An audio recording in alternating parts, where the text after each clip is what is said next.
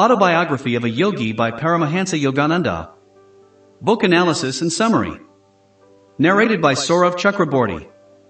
Autobiography of a Yogi introduces the reader to the life of Paramahansa Yogananda and his encounters with spiritual figures of both the Eastern and the Western world. Paramahansa Yogananda was born as Mukunda Lal Ghosh in Gorakhpur, India, into a Bengali Hindu family. The book begins with his childhood family life, to finding his guru, to becoming a monk and establishing his teachings of Kriya Yoga meditation. The book continues in 1920 when Yogananda accepts an invitation to speak in a religious congress in Boston, Massachusetts, USA. He then travels across America lecturing and establishing his teachings in Los Angeles, California. In 1935, he returns to India for a year-long visit. When he returns to America, he continues to establish his teachings, including writing this book. Autobiography of a Yogi is an introduction to the methods of attaining God realization, and to the spiritual wisdom of the East, which had only been available to a few in 1946. The author claims that the writing of the book was prophesied long ago by the 19th century master Lahiri Mahasaya, Param Guru of Yogananda, also known as the Yogaraj and Kashi Baba.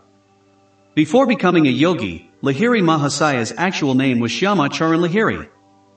It has been in print for 70 years and translated into over 50 languages by Self-Realization Fellowship.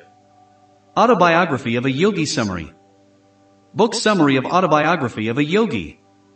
Paramahansa Yogananda, widely credited with bringing yoga to the West, tells the story of his remarkable lifelong spiritual journey in Autobiography of a Yogi. From a very young age, Yogananda, born Mukunda Lal Ghosh, was clearly more spiritually natured than most. He grew up one of 8 children to his mother, a queen of hearts, and his father, a strict disciplinarian who held a high position in the Bengal-Nagpur railway. His parents were disciples of Lahiri Mahasaya, the guru of Yogananda's own guru, and they enjoyed a calm and loving marriage. Aside from young Mukunda's strong spiritual yearnings, he and his siblings appeared to have a typical lifestyle. When he was 11 years old, Yogananda's mother appeared before him in a vision that foretold her death. He would continue to have similar premonitory visions throughout his life. Soon after his mother's death, Yogananda began feeling drawn toward the Himalayas and planned a pilgrimage.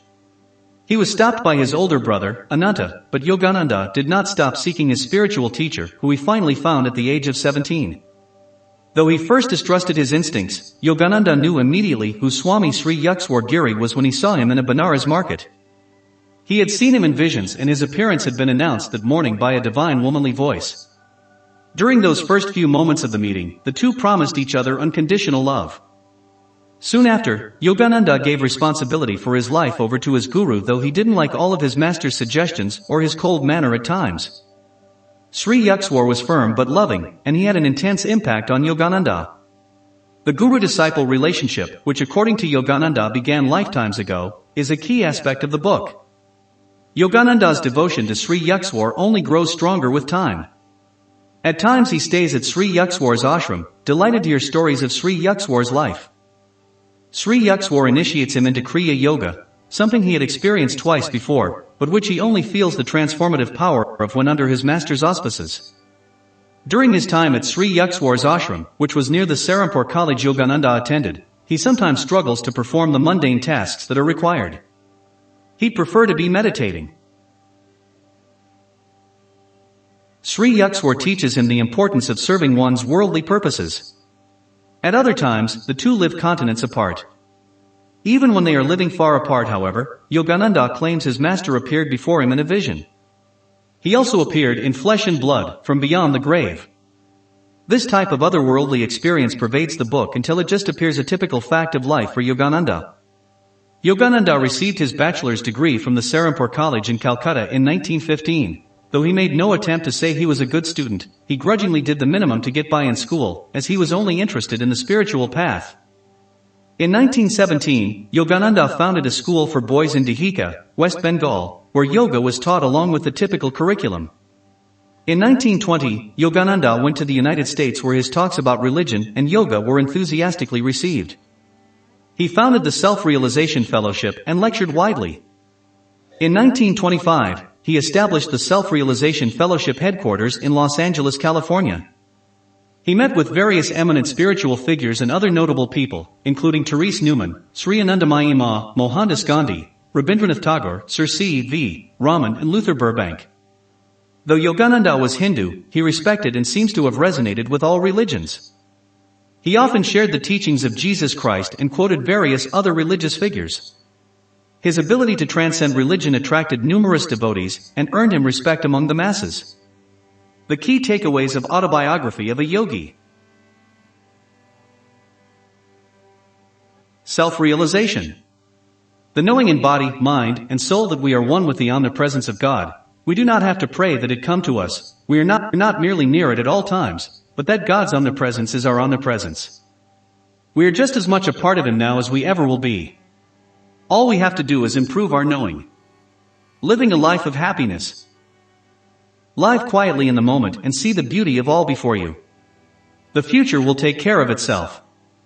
You have come to earth to entertain and to be entertained. Paramahansa Yogananda. Click to tweet. Making others happy, through the kindness of speech and sincerity of right advice, is a sign of true greatness. To hurt another soul by sarcastic words, looks, or suggestions is despicable. Be comfortable within your purse, he often said. Extravagance will buy you discomfort. Look fear in the face, and it will cease to trouble you.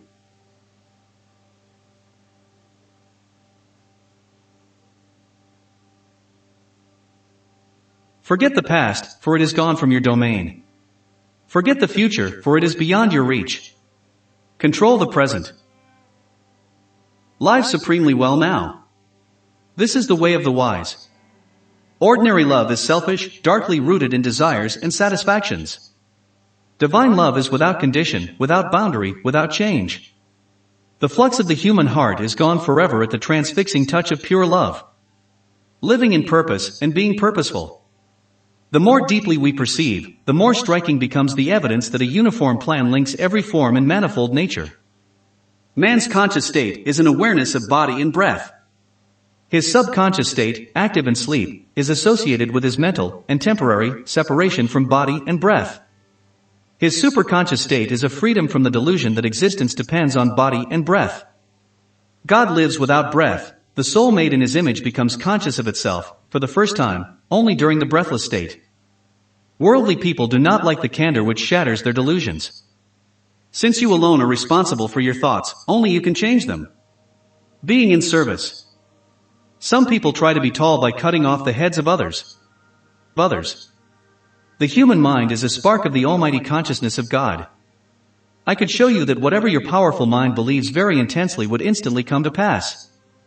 The deeper the self-realization of a man, the more he influences the whole universe by his subtle spiritual vibrations, and the less he himself is affected by the phenomenal flux. There is a magnet in your heart that will attract true friends. That magnet is unselfishness, thinking of others first. When you learn to live for others, they will live for you.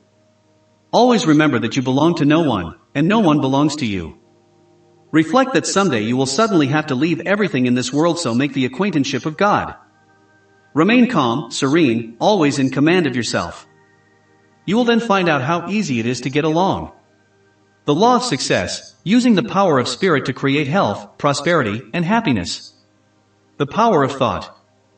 You demonstrate success or failure according to your habitual trend of thought. In you, which is the stronger, success thoughts or failure thoughts? If your mind is ordinarily in a negative state, an occasional positive thought is not sufficient to attract success. But if you think rightly, you will find your goal even though you seem to be enveloped in darkness. The body is literally manufactured and sustained by mind. Paramahansa Yogananda #Autobiography of Yogi. Click to tweet. Will is the dynamo. Along with positive thinking, you should use willpower and continuous activity in order to be successful. Every outward manifestation is the result of will, but this power is not always used consciously. There is mechanical will as well as conscious will. You can control destiny. The mind is the creator of everything. You should, therefore, guide it to create only good. If you cling to a certain thought with dynamic willpower, it finally assumes a tangible outward form. When you are able to employ your will always for constructive purposes, you become the controller of your destiny. But you should always be sure, within the calm region of your inner self, that what you want is right for you to have, and in accord with God's purposes. You can then use all the force of your will to accomplish your object, keeping your mind, however, centered on the thought of God, the source of all power and all accomplishment. Fear exhausts life energy.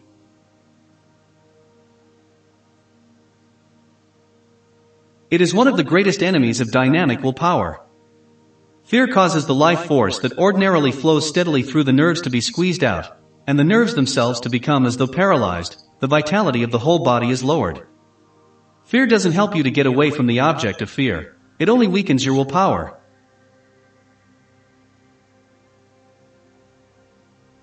Fear causes the brain to send an inhibiting message to all bodily organs. It constricts the heart, checks the digestive functions, and causes many other physical disturbances. When the consciousness is kept on God, you will have no fears. Every obstacle will then be overcome by courage and faith. Failure should arouse determination. Even failure should act as stimulants to your willpower and to your material and spiritual growth.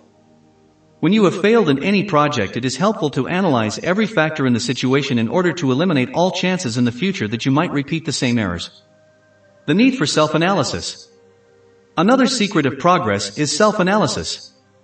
Introspection is a mirror in which to see recesses of your mind that otherwise would remain hidden from you. Diagnose your failures and sort out your good and bad tendencies. Analyze what you are, what you wish to become, and what shortcomings are impeding you. Stillness is the altar of spirit. Paramahansa Yogananda. Click to tweet. The creative power of initiative. What is the initiative? It is a creative faculty within you, a spark of the infinite creator. It may give you the power to create something no one else has ever created.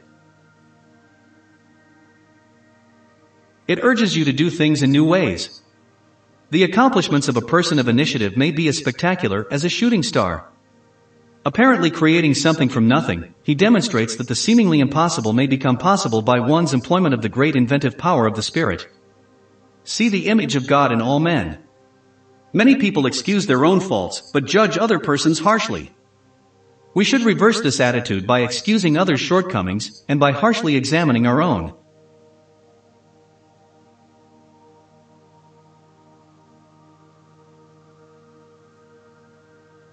Habits of thought control one's life. Success is hastened or delayed by one's habits. It is not your passing inspirations or brilliant ideas so much as your everyday mental habits that control your life. Habits of thought are mental magnets that draw to you certain things, people, and conditions. Good habits of thought enable you to attract benefits and opportunities. Bad habits of thought attract you to materially minded persons, and to unfavorable environments. Power of divine will. Divine will has no boundaries, it works through laws known and unknown, natural and seemingly miraculous. It can change the course of destiny, wake the dead, cast mountains into the sea, and create new solar systems. From the ocean of abundance.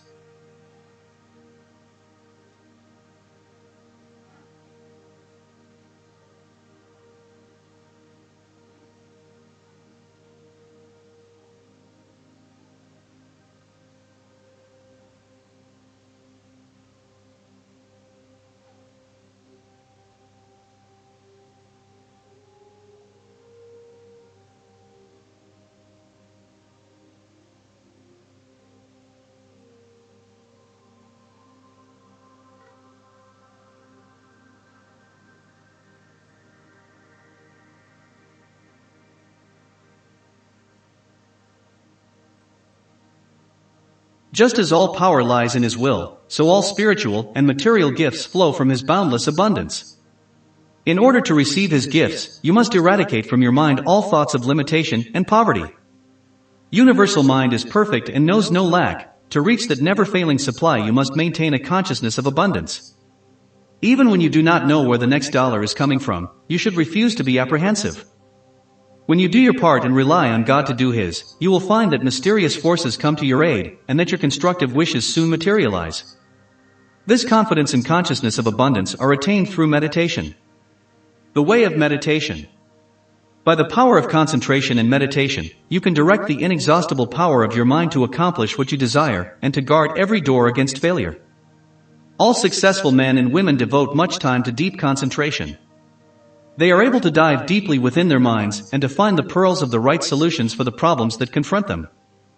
If you learn how to withdraw your attention from all objects of distraction, and to place it upon one object of concentration, you too will know how to attract it will whatever you need. Success is measured by happiness. Consider whether fulfillment of the goal you have chosen will constitute success. What is success?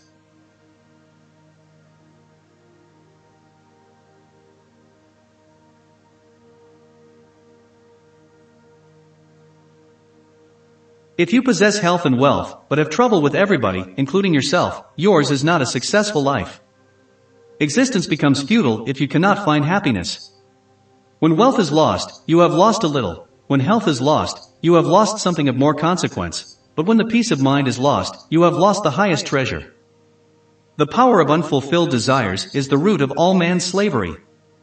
Paramahansa Yogananda. Put God's power behind your efforts. Release for constructive purposes the power you already have, and more will come. Move on your path with unflinching determination, using all the attributes of success. Tune yourself with the creative power of spirit. You will be in contact with the infinite intelligence that is able to guide you and to solve all problems. Power from the dynamic source of your being will flow uninterruptedly, so that you will be able to perform creatively in any sphere of activity.